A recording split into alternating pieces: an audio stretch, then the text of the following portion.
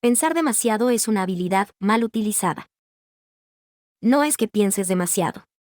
Es que estás usando bien una capacidad en el peor momento posible. Y eso cambia completamente lo que crees que te pasa. Tu mente no se detiene porque falle. Se detiene porque optimiza sin límite. Y cuando algo optimiza sin límite, deja de ser útil. No estás atrapado por falta de claridad. Estás atrapado por exceso de simulación. Tu cerebro no duda porque no sepa. Duda porque puede generar demasiadas versiones de lo mismo. Y cada versión parece más precisa que la anterior. Más completa. Más segura. Pero ninguna se ejecuta. Entonces aparece la paradoja. Cuanto más piensas, menos decides. Y cuanto menos decides, más necesitas pensar. No es un fallo. Es un sistema que se ha cerrado sobre sí mismo. Si esto resuena, no es casual. Es una experiencia recurrente en perfiles con alta capacidad de análisis. La pregunta no es por qué piensas tanto. La pregunta es por qué ese pensamiento no se traduce en movimiento. Y ahí empieza a romperse la idea. Pensar no siempre es avanzar. Pensar se ha asociado con progreso. Pero eso solo es cierto bajo ciertas condiciones. Pensar puede abrir posibilidades. Pero también puede diluirlas. Pensar puede clarificar. Pero también puede fragmentar. Hay un punto en el que pensar deja de construir y empieza a erosionar. Ese punto no es evidente desde dentro. Porque el pensamiento se siente productivo. Siempre. Cada nueva idea da la sensación de acercarte. Cada nueva hipótesis parece mejorar la anterior. Pero hay una pregunta que raramente se formula. ¿Este pensamiento acerca una decisión o la desplaza? Porque si la desplaza, no estás avanzando. Estás refinando la indecisión. Y eso es más difícil de detectar que el bloqueo evidente. Aquí aparece un mecanismo sutil. El cerebro premia la complejidad. Le da valor a lo elaborado. A lo matizado. A lo sofisticado. Pero la acción no necesita sofisticación infinita. Necesita cierre. Y ahí surge el conflicto. Tu sistema cognitivo sigue abriendo. La realidad exige cerrar. Cuando eso no se resuelve, aparece la sensación de estancamiento. No por falta de ideas, sino por exceso de apertura sin cierre. El bucle invisible, simulación sin salida. El cerebro simula antes de actuar. Eso es adaptativo. Permite anticipar errores. Reducir riesgos. Evaluar escenarios.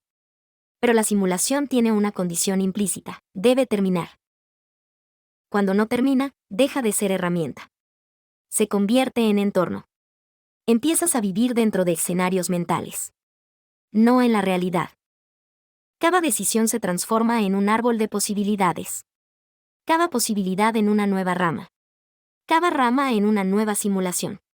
Y el proceso se expande. No hay señal interna que diga es suficiente. Porque siempre es posible añadir una variable más. Entonces el sistema entra en bucle. No por incapacidad, sino por exceso de capacidad. Cada vez que intenta cerrar, aparece una nueva duda. Cada duda parece legítima. Cada legitimidad refuerza el bucle. Y así se consolida. Lo más interesante es que este bucle no se percibe como tal. Desde dentro, parece profundidad. Rigor. Exigencia intelectual. Pero funcionalmente, es repetición sin salida. La prueba es simple: si después de pensar mucho no decides, no estabas resolviendo. Estabas girando dentro del mismo espacio. Eso explica la fatiga. No es solo cansancio cognitivo. Es desgaste por actividad sin progreso. La trampa de la inteligencia, cuando la inteligencia fluida se vuelve contra ti. La inteligencia fluida permite algo extraordinario: ver lo que otros no ven. Detectar patrones implícitos. Anticipar consecuencias. Relacionar variables distantes. Pero esa misma capacidad introduce un problema. Multiplica el número de opciones viables. Y cuando todo parece posible, nada parece suficientemente sólido. Las decisiones dejan de ser elecciones claras. Se convierten en comparaciones infinitas. Cada opción tiene ventajas. Cada ventaja tiene un coste. Cada coste abre una nueva alternativa. y el sistema se expande otra vez. Aquí aparece una distorsión frecuente: creer que más análisis reducirá la incertidumbre. Pero ocurre lo contrario. Más análisis revela más variables. Más variables generan más incertidumbre. Entonces el cerebro intenta compensar, analizando aún más. Esto no es irracional. Es coherente, pero disfuncional. La inteligencia fluida, sin límites operativos, no converge. Diverge. Y la acción necesita convergencia. Por eso el problema no es la inteligencia. Es la ausencia de un punto de corte. Sin ese punto, todo queda abierto. Y lo abierto no se ejecuta. Pensar como mecanismo de regulación emocional. El pensamiento no solo procesa información. Regula estados internos. Cuando piensas, te alejas de la acción inmediata. Y con eso, reduces la exposición. Menos exposición, menos ansiedad. Menos ansiedad, sensación de control. Esto refuerza el hábito. Pensar se vuelve tranquilizador. No porque resuelva, sino porque pospone. Y ese matiz cambia todo. Empiezas a usar el pensamiento como amortiguador emocional. Cada vez que aparece incertidumbre, activas el análisis. Cada vez que aparece riesgo, activas la simulación. Cada vez que aparece incomodidad, profundizas.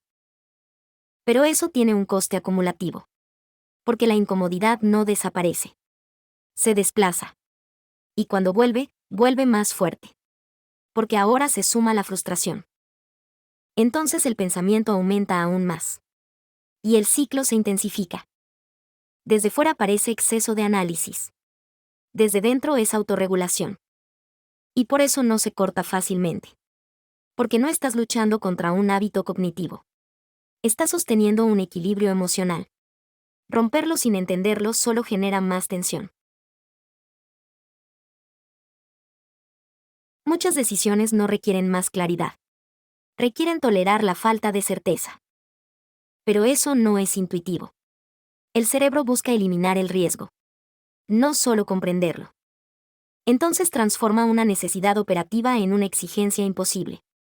No actúo hasta estar seguro. Pero la seguridad completa no llega. Nunca. Porque la realidad es dinámica. Porque siempre hay variables ocultas. Porque el futuro no es simulable al 100%. Entonces el pensamiento intenta llenar ese vacío. Añade capas. Refina hipótesis. Reduce ambigüedad. Pero nunca lo suficiente. Y cada nuevo intento eleva el estándar. Lo que antes parecía suficiente, deja de serlo. Así se desplaza el umbral de acción. No decides porque falte información. No decides porque el criterio cambia. Y ese cambio es invisible. Crees que estás siendo riguroso. Pero en realidad estás posponiendo. La diferencia es mínima desde dentro. Pero enorme en sus efectos. Reencuadre: pensar menos no es la solución. Reducir el pensamiento no soluciona el problema. Porque el problema no es la cantidad. Es la función. Pensar para abrir es necesario. Pensar para cerrar es diferente. Son modos distintos. El primero explora. El segundo decide. El error es usar el primero cuando necesitas el segundo. Y eso ocurre constantemente. Sigues generando opciones cuando deberías elegir. Sigues refinando cuando deberías ejecutar. Entonces aparece una sensación extraña: sabes mucho, pero no avanzas. Eso no es incoherencia. Es desalineación funcional. El pensamiento está activo. Pero no está orientado a su objetivo. Reencuadrar implica algo concreto: aceptar que hay un momento en el que pensar deja de ayudar. No porque sea limitado, sino porque ya cumplió su función. Después de ese punto, la única fuente de información es la acción. No hay simulación que sustituya a eso. No hay análisis que lo reemplace. Y resistirse a ese paso mantiene el bucle. El punto de inflexión: usar el pensamiento como herramienta, no como refugio. El pensamiento necesita límites operativos. No límites rígidos. Límites funcionales. Un momento para abrir. Un momento para cerrar. Sin esa distinción, todo se mezcla. Y cuando todo se mezcla, el sistema no sabe cuándo parar. Usar el pensamiento como herramienta implica algo exigente, decidir incluso cuando no todo está resuelto. Actuar incluso cuando quedan dudas. Cerrar incluso cuando hay alternativas mejores posibles. Eso no es impulsividad. Es adaptación a la incertidumbre real. Porque la realidad no espera a que el modelo sea perfecto. La acción introduce datos nuevos. El pensamiento solo reorganiza los existentes. Sin acción, no hay actualización. Solo hay iteración interna. Y la iteración interna, sin contraste externo, termina deformando la percepción. Por eso el corte es necesario. No como sacrificio. Como ajuste. Pensar hasta un punto. Actuar a partir de ese punto. Y volver a pensar después. Ese ciclo sí produce avance. Una última tensión. Si tu capacidad de pensar es precisamente lo que te bloquea, entonces no necesitas potenciarla más. Necesitas modularla. No cuando falla. Cuando funciona en exceso. Eso es más difícil. Porque implica ir contra una fortaleza. Implica interrumpir algo que haces bien. Y eso genera resistencia. Pero sin esa interrupción, el sistema sigue cerrado. La cuestión ya no es cuánto puedes pensar. Es si puedes dejar de hacerlo en el momento adecuado. Porque ahí aparece algo que el pensamiento no puede generar por sí solo. Movimiento. Y ese movimiento, aunque incompleto, aunque imperfecto, aunque incierto, tiene una propiedad que el pensamiento no tiene. Transforma la realidad en lugar de solo simularla. La pregunta ya no es si piensas demasiado.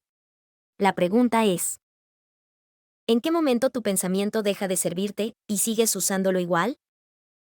Si te gustó ese video, no dudes en dar clic en me gusta y seguir nuestro canal de Umanchay. Eso nos ayuda para crear nuevos videos. Únete a Umanchay hoy. Forma parte de una comunidad que valora la diversidad neurocognitiva y fomenta el crecimiento personal y colectivo. Participa en nuestros grupos de reflexión y descubre nuevas perspectivas.